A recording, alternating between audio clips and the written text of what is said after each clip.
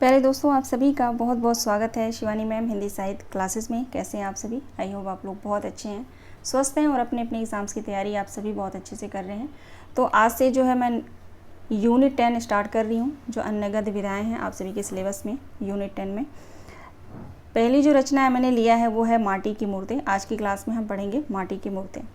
ठीक, class start करने से पहले जो है कुछ बातें मैं आप सभी से करना चाहूँगी जो मोस्ट इम्पॉर्टेंट है। आप लोग ध्यान से 2 मिनट मेरी बातें सुनिएंगे, उसके बाद जो भी आप लोग कमेंट आप लोगों का होगा उसके हिसाब से मैं करूँगी, ठीक ना। तो देखिए, कुछ स्टूडेंट का मेरे पास मैसेज आया था कि मैम जो यूनिट 10 है वो लाइन बाय लाइन पढ़ाइए। जैसा कि मैं पढ़ाती हूँ, बुक से लाइन बाय लाइन मैं पढ़ाती ही हूँ, लेकिन आप लोगों को मैं बता दूँ कुछ विधाएँ जो हैं ऐसी हैं 300-300 पेज के, 400-400 पेज के हैं। तो उन विधाओं को जो है आप लेके बैठ जाएंगे पढ़ने तो पूरा सिलेबस जो है आपका कवर करना बहुत मुश्किल हो जाएगा और टाइम जो है यूँ निकल जाएगा फटाक से, आपको पता भी नहीं चलेगा, है ना।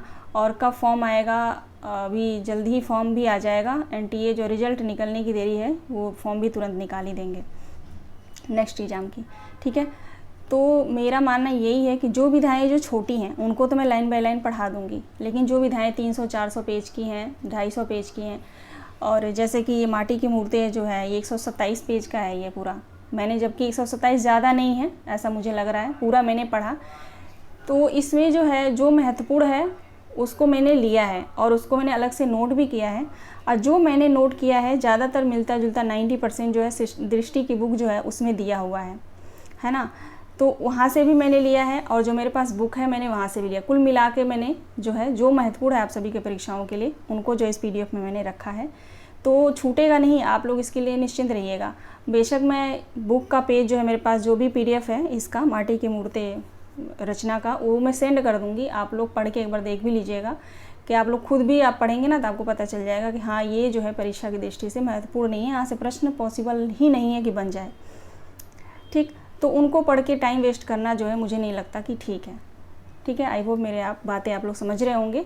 बाकी निश्चिंत रहिए, मैं पूरी कोशिश करूँगी कहीं से कुछ भी नहीं छूटेगा, और अगर गलती बस छूट भी जाता है तो उसको मैं क्वेश्चन के माध्यम से सॉल्व करा दूँगी, ठीक ना। तो इतना आप लोग विश्वास रखिएगा। तो चलिए क्लास स्टार्ट करते हैं, देखते हैं।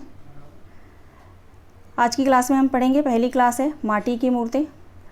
माटी की मूर्ति का प्रकाशन वर्ष जो है 1946 ईस्वी है। रचनाकार कौन है? तो रामवृक्ष बेनीपुरी हैं। रामवृक्ष बेनीपुरी का जन्म 1899 में हुआ था, मुजफ्फरपुर बिहार में। माटी की मूर्ति की विधा पूछा जाए तो रेखा चित्र है। यहाँ नोट करके जो है कुछ महत्वपूर्ण यहाँ पे पॉइंट्स लिखा है, देख लेते हैं। शुरुआती संस्करण में 11 रेखा चित्र थे। सन 1953 के संस्करण में रजिया के जुड़ने से संख्या 12 हो गई। आप लोग ध्यान रखिएगा, माटी की मूर्ति जो रचना है इसमें जो है स्टार्टिंग में कुल 11 शब्द चित्र थे, ठीक। जब इसका नया संस्करण आया, दूसरा संस्करण आया 1953 में, तो उसमें जो है इस रजिया को जोड़ा गया, तो टोटल कितने हो गए? 12 हो गए। तो ये बात आप लोग मोस्ट इम्पॉर्टेंट है, ध्यान रखेंगे। अब एक एक करके जो है ये जो 12 शब्द चित्र हैं, शायद मैंने संस्करण बोला है, ठीक है, सॉरी, 12 जो शब्द चित्र हैं ना, उनको एक एक करके रामवृक्ष बेनीपुरी ने पूरा उसको डिटेल में बताया हुआ है। यानी रजिया के बारे में भी बताया है, बालदेव सिंह के बारे में बताया है, सरजू भैया हैं, उसके बाद मंगर है, रूपा की याजी है। इसको आपको क्रम में याद करना पड़ेगा, क्रम में मैंने लिख भी रखा है, ठीक है ना। और क्या क्या है ये, इनको पूरा मैंने डिटेल में रखा है। तो इन सब के बारे में हम पढ़ेंगे, ठीक है। तो यहाँ तक आप लोग समझ गए होंगे। चलिए अब देखेंगे आगे। अब बुक से यहाँ से पढ़ना जो है हम स्टार्ट करेंगे।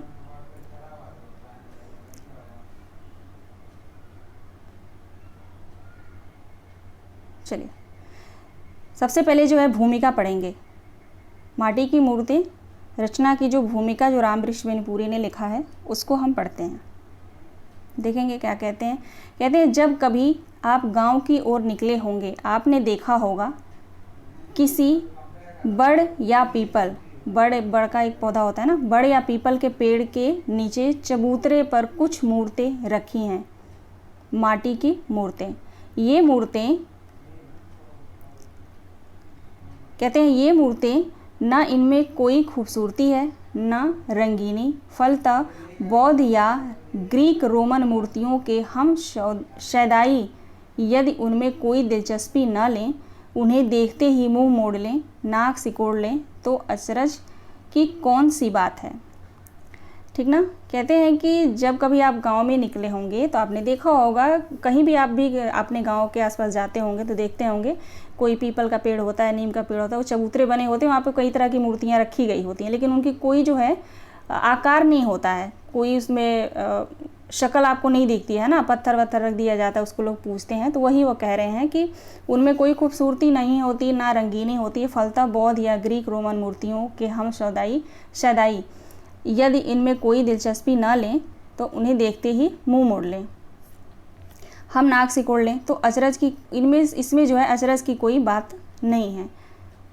किंतु इन कुरूप बदशक्ल मूर्तों में भी एक चीज़ है, शायद उस ओर हमारा ध्यान नहीं गया, वह है ज़िंदगी। मोस्ट इम्पॉर्टेंट है, यहाँ से आप तो लोग नोट कर लीजिएगा, अगर नोट करना चाहते हैं तो शॉर्ट नोट्स में अपने नोट करिएगा। ठीक, ये दे सकता है कि किस रचना की भूमिका से है। ठीक ना। आगे देखिए, ये माटी की बनी है, आगे कहते हैं ये माटी की बनी है, माटी पर धरी है, इसलिए ज़िंदगी के नज़दीक है, ज़िंदगी से सराबोर है, ये देखती है, सुनती है, खुश होती है, शाप देती है, आशीर्वाद देती है। ज़िंदगी किसके बारे में बात कर रहे हैं, ये ज़िंदगी के बारे में बात कर रहे हैं।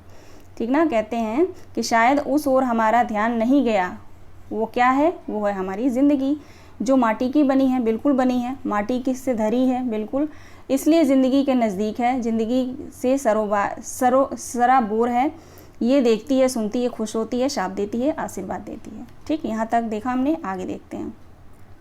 भूमिका है, अच्छे से आप लोग पढ़ लीजिए। ठीक ना।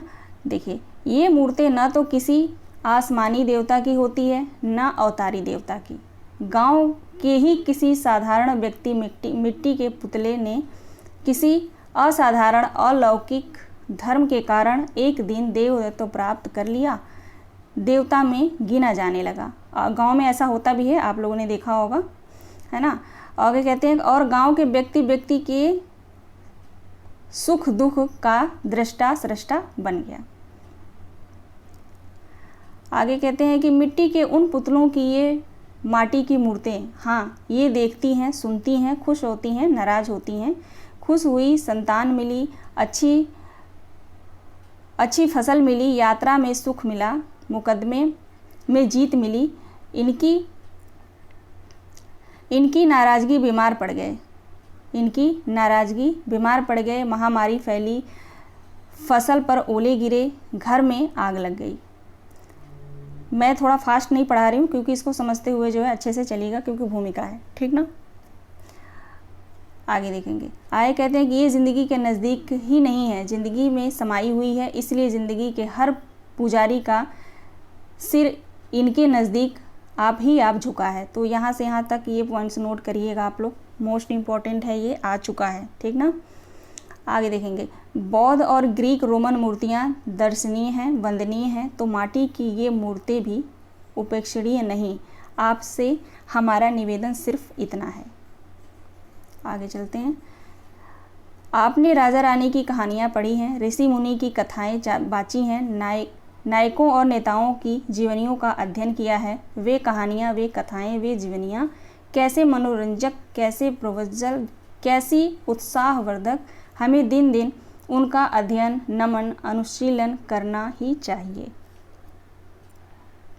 आगे कहते हैं कि किंतु क्या आपने कभी सोचा है, आपके गाँव में भी कुछ ऐसे लोग हैं जिनकी कहानियाँ, कथाएं और जीवनियाँ राजा रानियों, ऋषि मुनियों, नायकों नेताओं की कथाओं और जीवनियों से कम मनोरंजक, प्रोज्वल और उत्साहवर्धक नहीं, किंतु शकुंतला, वशिष्ठ, शिवाजी और नेताजी पर मरने वाले हम अपने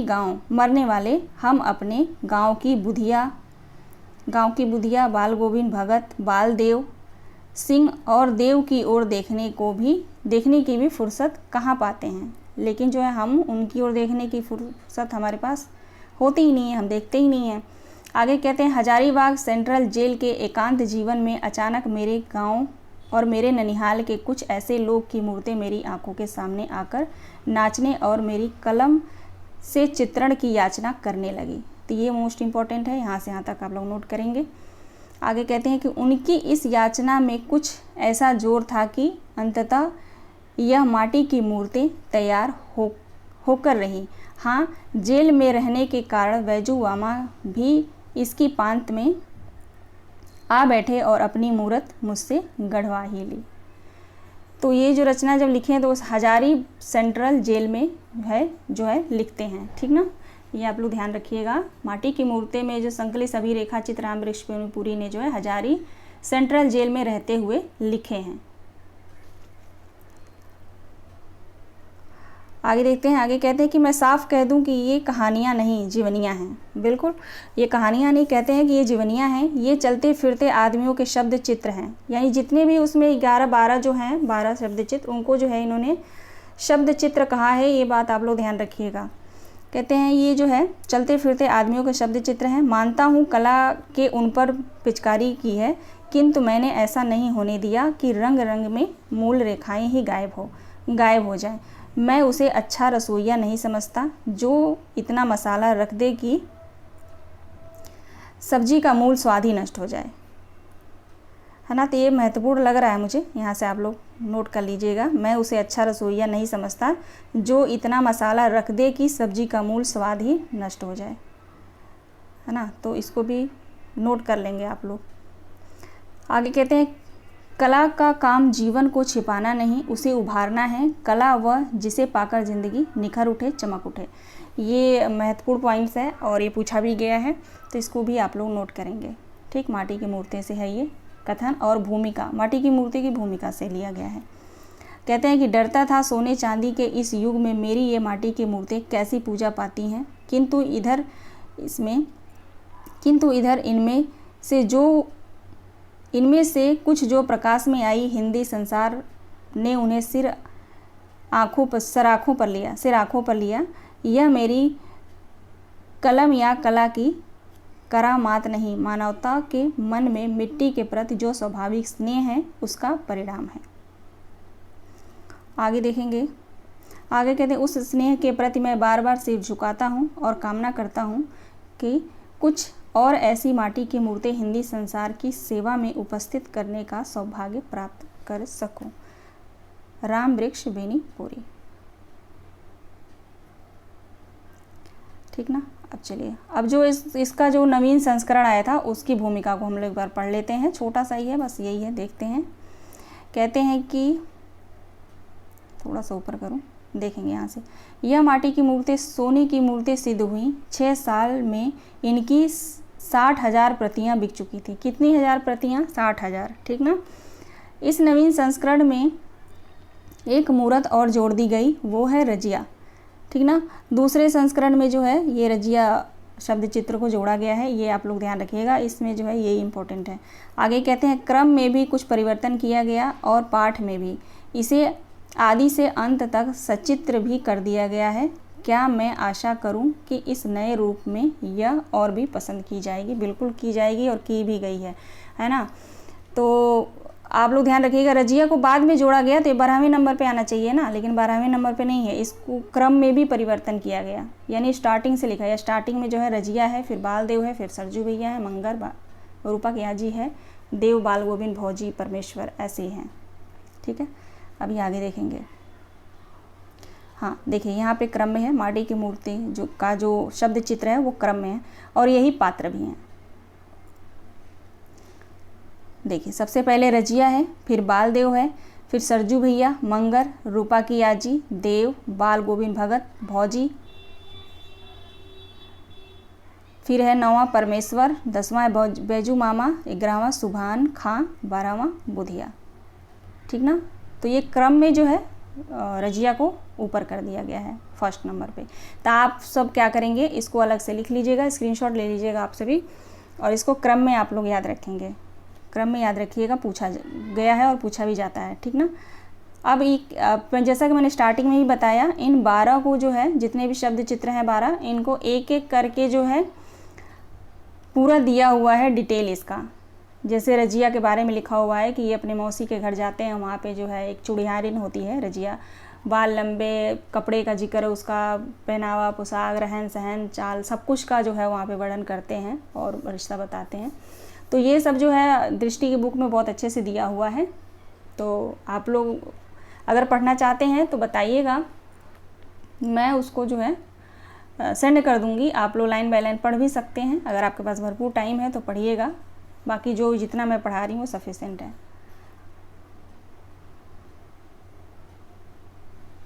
चलिए अब देख लेते हैं पात्र परिचय। सबसे पहले जो है रजिया है, तो ये जो है लेखक की बचपन की दोस्त है। लेखक के बचपन की दोस्त रहती है रजिया, ठीक ना। बचपन में अपने माँ की चूड़ी बेचने में सहायता करती थी। युवा होने पर स्वयं चूड़ी बेचने लगी। धार्मिक भेदभाव के आधार पर लोगों द्वारा उसे चूड़ियाँ नहीं खरीदने पर दुखी होती थी। पति का नाम हसन था। रजिया के पति का क्या नाम था? हसन था। और एक की लेखक की क्या थी? तो बचपन की दोस्त थी, है ना। और जो क्या बेचती थी? चूड़ी बेचती थी, ठीक। और धार्मिक भेदभाव के आधार पर लोगों से जो है, क्योंकि मुस्लिम थी तो धार्मिक भेदभाव होता था और इससे जो है चूड़ियाँ लोग नहीं लेते थे, मुसलमान थी, ठीक ना। तो उसमें पढ़ेंगे तो पता चलेगा। तो ये इतना जो बातें आप लोग याद रखेंगे। बाकी आप लोग अगर कहते हैं कमेंट करिएगा। अगर आप लोग कहते हैं तो मैं लाइन बाय लाइन 127 पेज है तो 2 क्लासेस लेनी पड़ेंगी मुझे। मैं लाइन बाय लाइन पढ़ा दूंगी आप लोगों को, कोई प्रॉब्लम नहीं है, ठीक। आगे देखिए, बालदेव हैं। बालदेव जो है पूरब यानी बंगाल में किसी राजा के यहाँ पहलवानी करते थे। लाठी चलाने में निपुण है। अब पूछ सकता है कि इनमें से कौन सा पात्र जो है लाठी चलाने में निपुण है, कहाँ का रहने वाला? तो बंगाल का है, पहलवानी करता है और लाठी चलाने में निपुण है। वो कौन है? बालदेव सिंह। उसके बाद जो है गांव में राजपूतों और अहीरों में वैर का जिक्र किया गया है। बालदेव का जो शब्द चित्र पढ़ेंगे तो वहाँ पे जो है राजपूतों और अहीरों में जो है वैर का जिक्र किया गया है, दुश्मनी का ना। उसके बाद एक विधवा के खेतों से अवैध कब्जा छुड़ाने पर कुछ लोगों ने एक सुबह बालदेव की हत्या कर दी, ठीक। ये बातें इनके बालदेव के बारे में याद रखेंगे। उसके बाद सरजू भैया हैं, तो सरजू भैया लेखक के मुँह बोले भैया हैं। सरजू भैया कौन है? तो मुँह बोले भाई हैं। इनके पिता जो है गुमास्त ताजी, ये किसान के साथ ही रुपये और गन्ने का लेन देन करते थे। लंबी दुबली देह वाला उदार हृदय व्यक्ति। विक्टर ह्यूगो की कृति ला मिजरेबल का जिक्र किया गया है। सरजू भैया शब्द चित्र जब आप पढ़ेंगे तो ये कैसे हैं? दुबले पतले देह वाले, उदार हृदय वाले हैं। इनके पिता का क्या नाम है? तो गुमास्त ताजी। किसान के साथ ही रुपये और गन्ने का लेन देन जो है करते हैं। और ये जो है लेखक के मुँह बोले भाई हैं। और ये जब पढ़ेंगे शब्द चित्र, वहाँ पे जो है विक्टर ह्यूगो की कृति यानी रचना ला मिजरेबल का जिक्र किया गया है। तो ये आप लोग नोट कर लीजिएगा। अब उसके बाद है मंगर। तो मंगर का देखते हैं। मंगर जो है व्यवसाय से हलवाहा है। हट्टे कट्टे शरीर का स्वाभिमानी इंसान है। संग्रह का विरोधी है। एक विकलांग विवाहित बेटी का पिता है। इसकी एक बेटी है जो विकलांग है। एक पुत्र की मृत्यु हो चुकी है। पत्नी का नाम भकोलिया, ठीक है। भकोलिया मंगर की पत्नी का नाम है। वृद्ध होने पर एक आंख खराब हो गई है और अर्धांग मर गया। अब आते हैं रूपा की आजी। रूपा की आजी घर में हुई एक के बाद एक अकस्मात मौतों के कारण लोग जो है इसे डायन समझते हैं। भीड़ द्वारा डायन होने के शक में पीछा किए जाने पर कुएं में कूदकर जान दे देती है। ये डायन रहती नहीं है, लेकिन अकस्मात जो है इसके बेटे की मृत्यु हो जाती है, इसके पोते की भी मृत्यु हो जाती है, इसकी बहू की भी मृत्यु हो जाती है। तो आप सभी को पता ही है कि ऐसा देखा भी गया है कि हर गाँव में कि ऐसा होता है। तो लोग जो है उस बंदे को डायन या कुछ भी समझ, ऐसा मतलब अफवाह हो ही जाता है। तो वही इसमें जो है रूपा की आजी जब आप पढ़ेंगे शब्द चित्र तो उसमें लिखा गया है। तो लोग उसे डायन समझते हैं। उसके बाद आता है देव। ये जो है लेखक के बचपन का मित्र है। देव कौन है? तो लेखक के बचपन का मित्र है। बड़े से बड़े दर्द में भी न रोने की आदत वाला। बड़े से बड़े दर्द में भी न रोने की आदत वाला। अमरूद के पेड़ से गिरने से हाथ टूट जाता है। गांव में खराब चाल चलन के लिए बदनाम था। लेखक की सलाह पर खादी पहनने लगा और बाद में क्रांतिकारी हो गया। ठीक ना। लेखक की सलाह पर क्या पहनता है, तो खादी ड्रेस पहनता है। बाद में जो है खादी ड्रेस वैसे ही पहनते पहनते बंदा वैसे ही क्रांतिकारी हो जाएगा, तो लास्ट में क्रांतिकारी भी हो जाता है। उसके बाद पुलिस इंस्पेक्टर ने एक बार बहुत मारा, जिसके बाद भी रोया नहीं, परंतु रात में सोते वक्त कहारने की आदत जो है इसको लग गई। अब जो आता है बाल गोविंद भगत। बाल गोविंद भगत जो है कबीर का अनुयायी है, ठीक ना। तो ये मोस्ट इम्पॉर्टेंट है, बाल गोविंद भगत कबीर का अनुयायी है। गाने में कुशल, खजड़ी बजाकर कबीर के पद गाता है। कबीर के पद कौन गाता है खजड़ी बजाकर, तो बाल गोविंद भगत, ठीक, कबीर का अनुयायी है। पुत्र की मृत्यु होने पर भी गीत गाए, आत्मा परमात्मा के पास चली गई, यह कहकर उत्सव मनाने को कहा। उसके बाद है भौजी। तो भौजी रिश्ते में लेखक की भाभी थी, स्वभाव से झगड़ालू, परंतु झगड़ा ऐसा कि आपस में लड़े तो कोई बात नहीं, पर बाहर का कोई व्यक्ति लेखक को ज़रा सा भी कुछ कहे तो उस पर ही बरस पड़ती है। झगड़े और लड़ाई के बाद भी सुख दुख में साथ देना भौजी के स्वभाव की खास बात थी। ऐसे ही मेरी एक दादी थी, छोटी दादी, बहुत लड़ाई करती थी, लेकिन जब भी कोई हमारे में प्रॉब्लम होती ना, तो सबसे पहले वही आती है। खैर अब नहीं है वो। उसके बाद देखिए अब परमेश्वर है, परमेश्वर, यह जो है लेखक की पटेदारी का एक व्यक्ति है, नशे का लती है, किंतु स्वभाव से जीवंत और रसिक इंसान है। 30 त्योहारों में गांव में रौनक ला देने वाला इंसान है ये। होली पर डपली लेकर पूरे गांव में गाता बजाता है। अब देखिए बाल गोविंद भगत जो है खजड़ी बजाता है ना, खजड़ी बजा के कबीर का पद गाता है। अब ये परमेश्वर जो है ये डपली लेकर पूरे गांव में गाता बजाता है, ठीक है। दशहरे पर ओझा का खेल करवाता और दीपावली में होलिका दहन का प्रबंध करवाता है। पूछ सकता है ना कि दशहरे में इनमें से कौन सा पात्र दशहरे पर ओझा का खेल करवाता है और दिवाली में होलिका दहन पर का प्रबंध करता है, तो परमेश्वर। चलिए यहाँ तक हो गया, आगे देखेंगे। आगे है बैजू मामा। बैजू मामा जेल में रहने का आदी है। छोटी छोटी चोरियों के कारण 30 वर्षों से पटना जेल में है। कितने वर्षों से है, तो 30 वर्षों से है, ठीक ना। जेल के पुए इतने प्रिय हैं कि पुओं के लिए रिहाई हो जाने के दिन ही फिर से चोरी करके जेल आ गया। यानी मतलब इंटरेस्टिंग है यहाँ पे बैजू मामा, इसको जेल में जो है रहने की आदत हो गई है। क्यों हो गई है, क्योंकि वहाँ पे जो है पुए इसको बहुत अच्छे लगते हैं। तो जैसे ही ये जेल से निकलता है वैसे ही कोई ना कोई कांड करके फिर जो है चोरी करके आ जाता है फिर जेल में पुए खाने, है ना। फिर देखेंगे अंत में सेशन चलाकर पुलिस 5 साल की सज़ा दिलाने की कोशिश करती है, पर जज की दया से 1 साल की सज़ा होती है। उसके बाद है सुभान खां। पेशे से राजमिस्त्री। हिंदू मुस्लिम तनाव बहुत बढ़ जाने पर सुभान खां के गांव में मुस्लिम मस्जिद में गाय की कुर्बानी देना चाहते हैं, लेकिन सुभान खां के कड़े प्रतिरोध से ऐसा नहीं हो पाता है। लेखक ने इस रेखा चित्र में अपने नास्तिक होने का जिक्र भी किया है, ठीक ना। तो सुभान खां जो रेखा चित्र है, शब्द चित्र है, इसमें शब्द चित्र कहिए या रेखा चित्र कहिए, लेकिन लेखक से पूछा जाए कि लेखक ने क्या कहा है, तो लेखक ने शब्द चित्र कहा है, ठीक ना। तो इसमें जो है नास्तिक होने का जिक्र भी किया गया है। हजरत हुसैन और यजीद के बीच लड़ाई का भी जिक्र है। मुहर्रम के पीछे की कहानी दिखाई गई है इसमें। तो ये अगर यहाँ से पूछेगा तो आप लोग जान ही जाएंगे, सुभान खां नाम से ही प्रतीत हो रहा है। उसके बाद है बुधिया। बुधिया लेखक जब किशोर था तो बुधिया 7-8 साल की रही होगी, ठीक ना। जब लेखक किशोर था तो बुधिया कितने साल की रही होगी, तो 7-8 साल की। तो ये भी महत्वपूर्ण है, इसको आप लोग नोट कर लीजिएगा।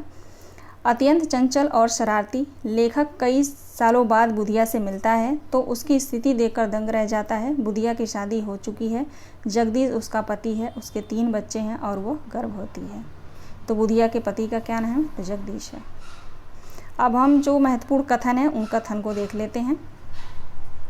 आप पूरे शब्द चित्र को पढ़ेंगे ना तो उसमें आपको कथन महत्वपूर्ण जो है बहुत ज़्यादा नहीं मिलेगा। अब वो इतना इस बुक में दिया हुआ है तो बहुत अच्छा है, आप लोगों को ज़्यादा ढूंढने की ज़रूरत नहीं पड़ेगी दृष्टि की बुक में।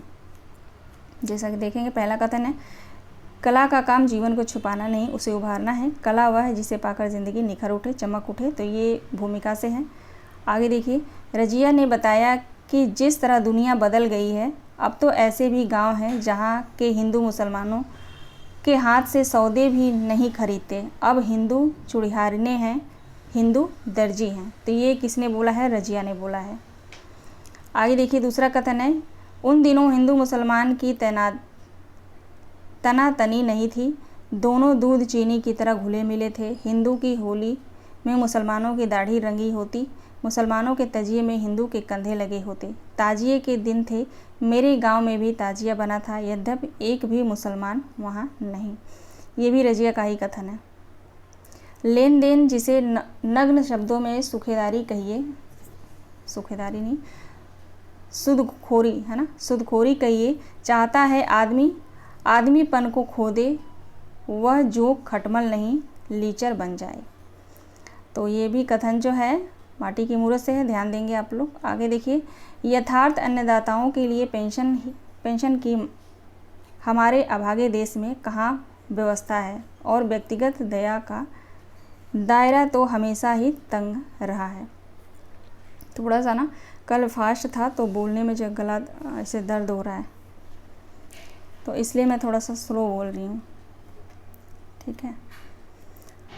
आगे देखेंगे, पर मर्दों की अपेक्षा औरतें अपने को परिस्थिति के सांचे में ज़्यादा और जल्द ढाल सकती हैं। अगला कथन है, भावना पर दलील का क्या असर हो सकता है भला? भावना पर दलील का क्या असर हो सकता है भला?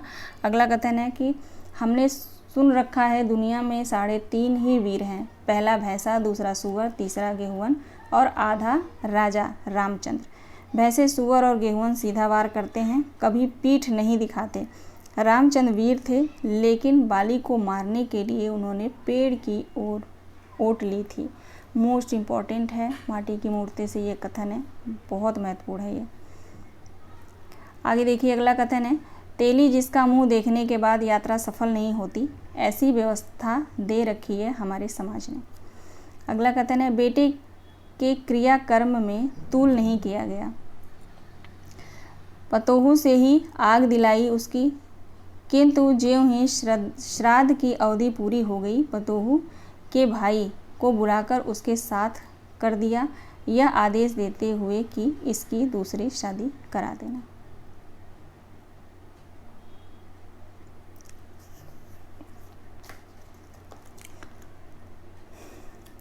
आगे देखेंगे, अगला कथन है, भारतीय परिवार में भौजी का वही स्थान है जो मरुभूमि में ओसियस का। तो यहाँ से लेकर यहाँ तक बहुत महत्वपूर्ण है, इसको आप लोग नोट कर लेंगे।